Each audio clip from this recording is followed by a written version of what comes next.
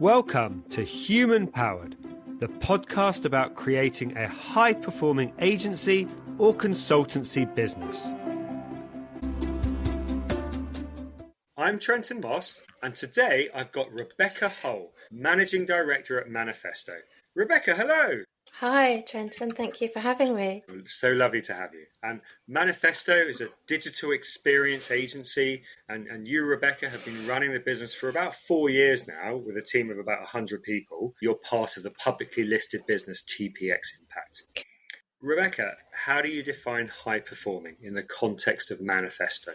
Of course, high performing, you need to be a high performing business, you need high performing people. And you could say that our business has been organised around some of the principles of conscious leadership. And in conscious leadership, they have this really nice, very simple philosophy around, are you working above or below the line? And when you're working above the line, you're engaged, you're open to growth, you're curious, and you're more committed to asking questions than you are to being right. And we really try to build an environment of high stretch but high support as well. And we try to live that every day. We take our name really seriously. We're called Manifesto. We have a manifesto. So I think high performance means you've got to put goals and aspirations out there for yourself. So if you haven't seen our manifesto, it's on our website. We'd love for other people to own it as theirs. But I think really for me, like high performance, if you had to sum it up, it's growth through every aspect. If you're not growing, you're probably contracting, but it doesn't necessarily mean that always means your revenue numbers getting exponentially bigger. It can mean that you're pushing into new service lines, that you're making an even bigger impact.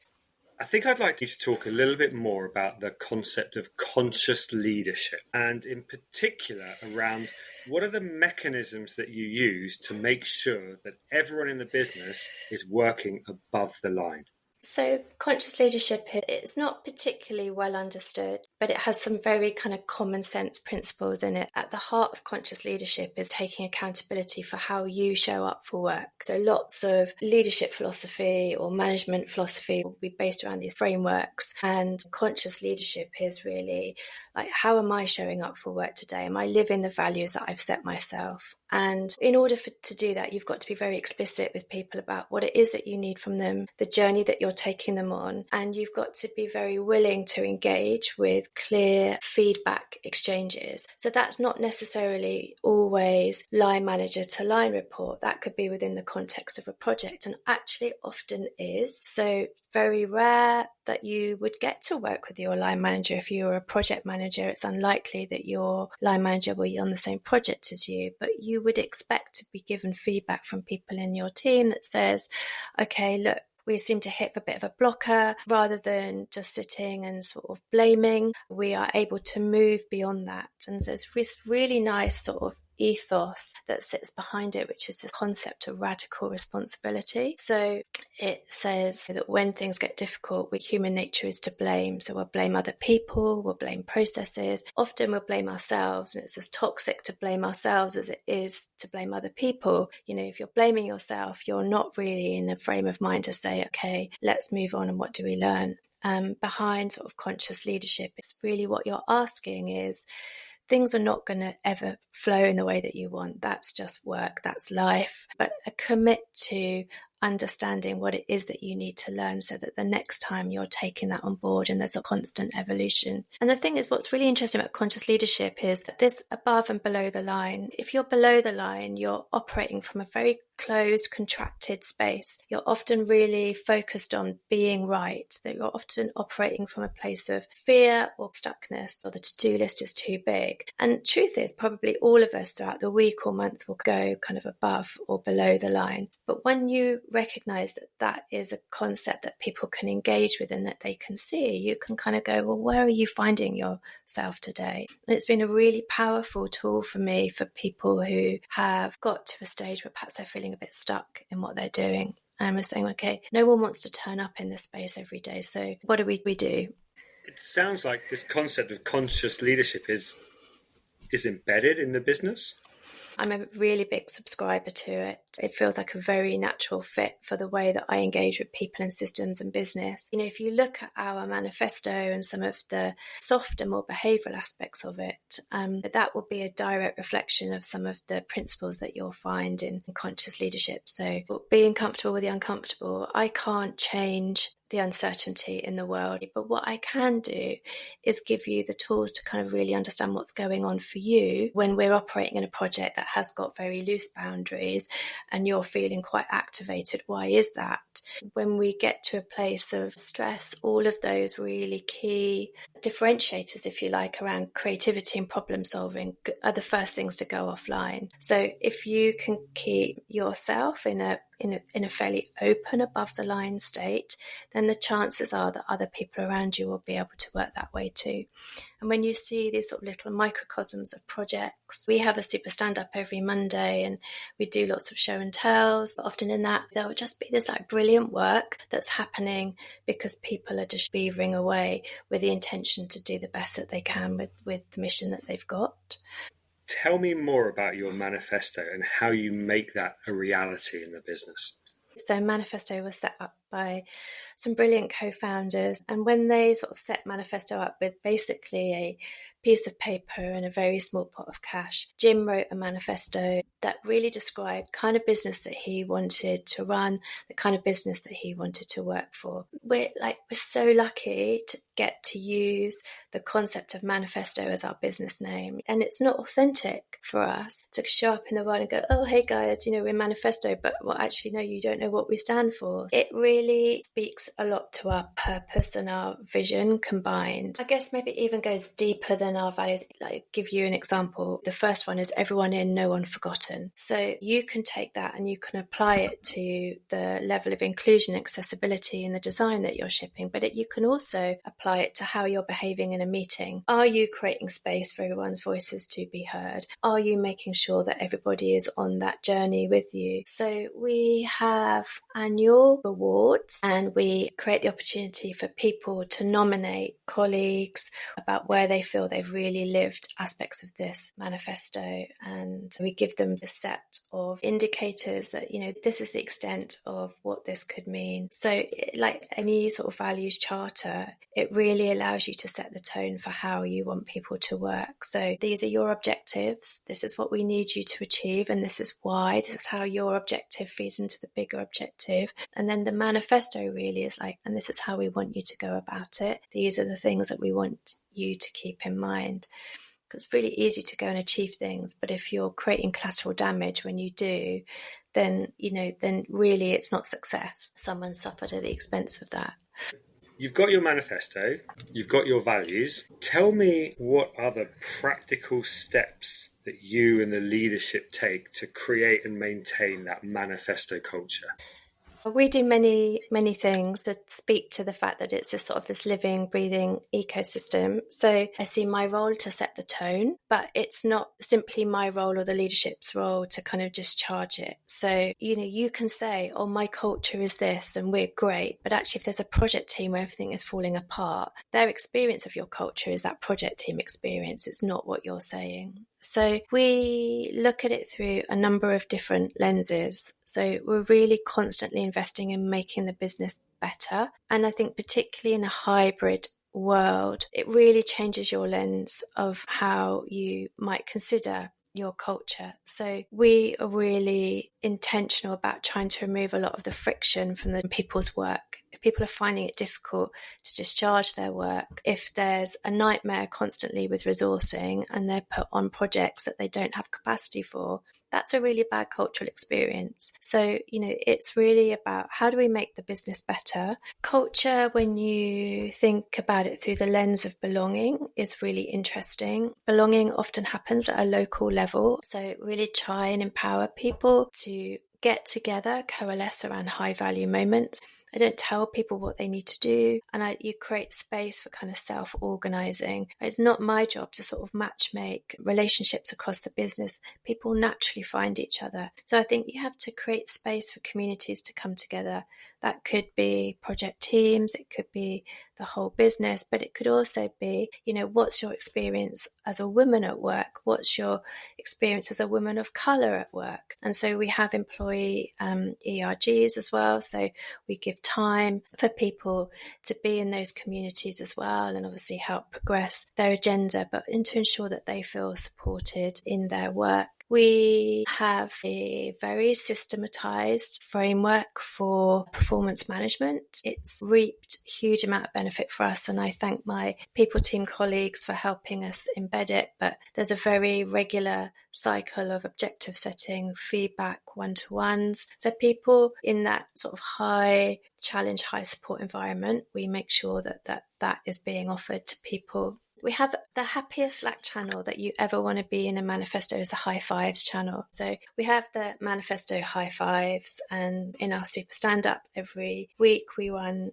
2 wheels of chance. So if you've given feedback or you've received it, you get put in a lucky wheel where the winner will get like biscuits or tea or something. So again, it's kind of like really trying to empower people to be active in sustaining the culture, and it not just being a thing that kind of trickles down from top to bottom. You've talked a couple of times about the idea of the high challenge, high support environment. Tell me more about that.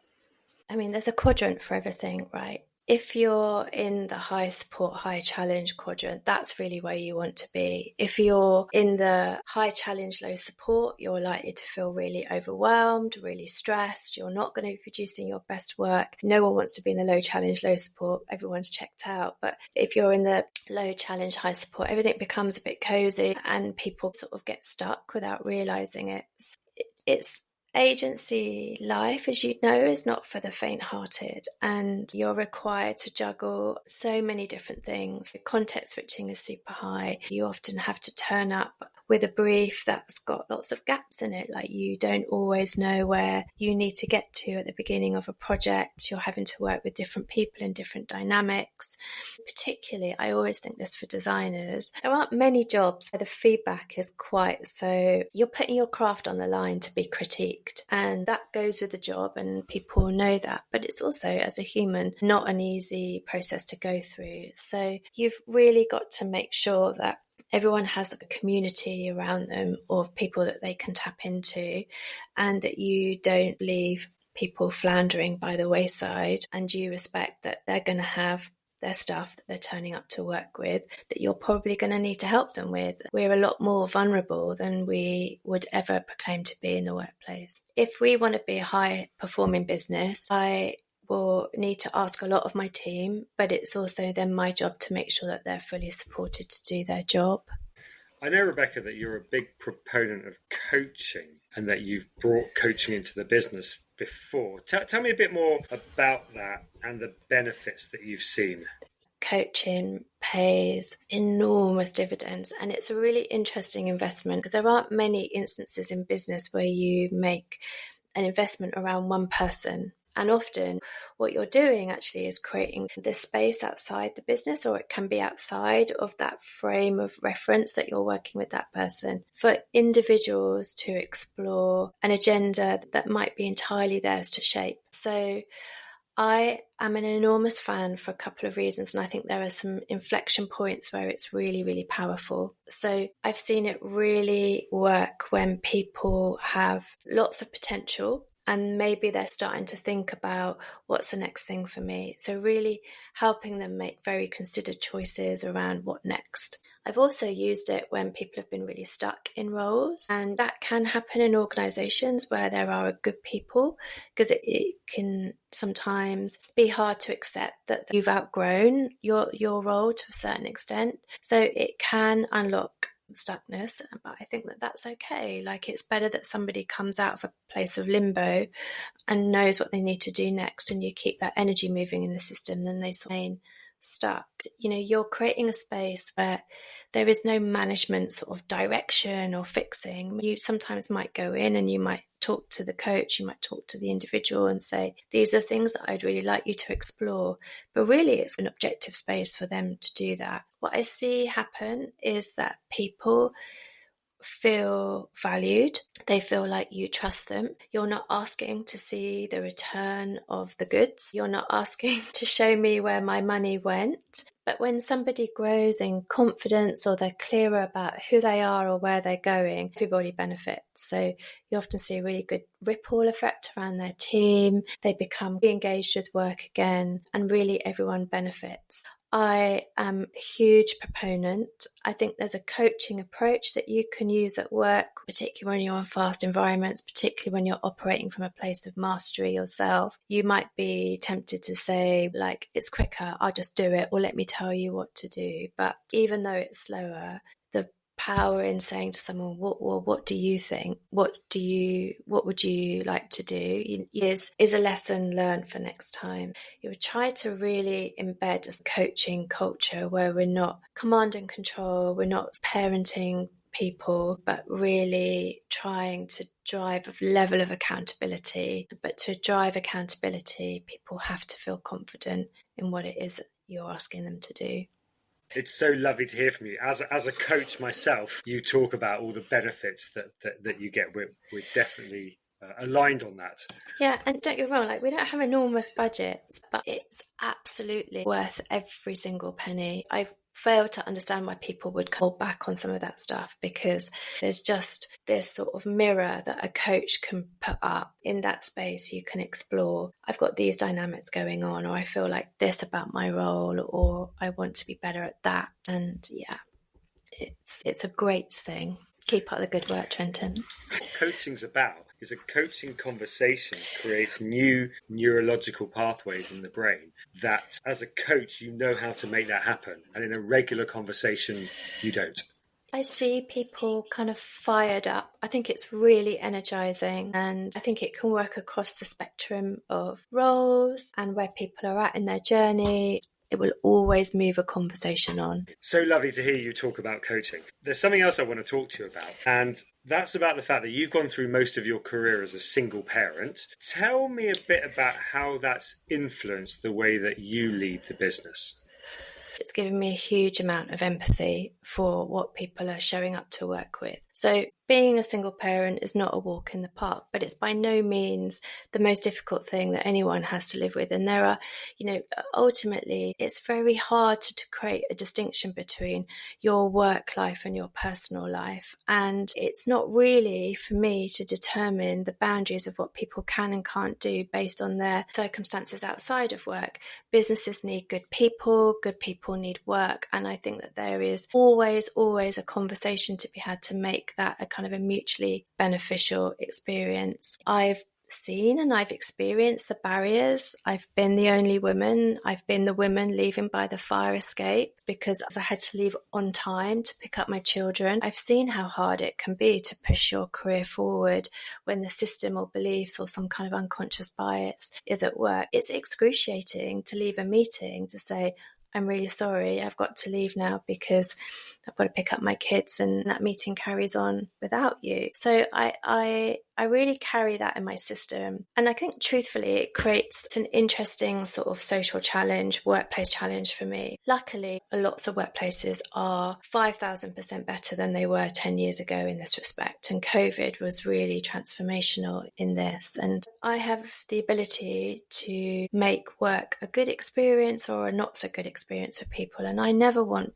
someone to be woken up by their child who is sick in the middle of the night and for their first thought to be, oh my God, what am I going to do about work tomorrow? And that was mine. There were many times where I was not present with my children because I was really thinking about how I was going to manage this logistical event in relation to, my commitments. So I think that hybrid working, the ability to work from home, to have more flexible working, I always say yes to a sensible, flexible working request. And I've never had to roll one back. So I think it's really important from a societal perspective, and it's for leaders, managers to figure out how they make this work in terms of finding the right balance between in person, at home, managing your lifestyle and managing your work. But I think it's really given me a very clear sense of what it's like to have limits placed on you at work by a system or by a belief, and it's made me really committed to removing those. Now, Rebecca, one of the things that I think is quite interesting about you, before you joined Manifesto, you spent all of your career working brand side. And you were actually one of my clients in my old agencies, which is when we first met. So given that you spent most of your career brand side, how does that make you different from most agency leaders who mostly have only worked agency side? I think it gives me a really unique perspective. So it gives a really true lived experience of what it's like to be the customer. So I have bought countless agency services, countless agency partnerships in my time. I am very, very familiar with what that process is. And I've lived through the hoops that you have to jump through to navigate the internal politics, to get your budget signed off. Sometimes when that client's turning up with their envelope of money, they may have been through like 18 months worth of dialogue to convince somebody that this investment is worthwhile. We have a really strong empathy with clients. And I don't know if you've had this experience, Trenton, where recognizing that there's this pent-up energy on the client side just to get going. And when you go through those very early stages of discovery and you're validating some of the data that they're bringing you, being really clear to manage your expectations, which is we might not get to the bright, shiny things in the first session. We are going to start just playing back some of what we know. We live and breathe that. Like our client centricity, I think, is astoundingly strong. A client is genuinely at the centre of everything that we do. Rebecca, you've mentioned a couple of times in this conversation about the integration of three businesses. So I think what happened was you were appointed managing director of Manifesto, and 1 week later you were told, oh, you're also going to be integrating two other businesses from across the PLC. Tell me a bit about that, and in particular what you did to retain the best parts of each agency. Yeah, that's exactly what happened. It was definitely very, very intense and very full on for lots of people. And I knew that I had to really pull on really strong change management principles. So early in my career, I'd done a lot of change and was familiar with some of the frameworks or the principles or the elements that are really, really important. And you made sure that they were kind of front and center at all of the decisions that we had. So we were three agencies, as Manifesto, Nudge and Decent, slightly different sizes. And when you do change at this scale, really had to think about it through two enormous sort of lenses. So there's people change. You have to understand that the change is being done to them, and people will have a very emotional response, whether they express it or not. They will feel there'll be some psychological impact that happens, particularly when people have signed up to join founder-led smaller businesses. They're often signing up because they are engaging with that person, not necessarily just the brand. So when that disappears, people are feeling things that they don't know how to express. So a huge amount of uncertainty starts to kick in, and that's when you start to see people really go through that grief curve of, like, particularly at the angry stage. You can't rush that stuff. You've got to create a space for some catharsis. You've got to create space for people to express what it is that they're worried about. And then you've got to systematically start addressing those things.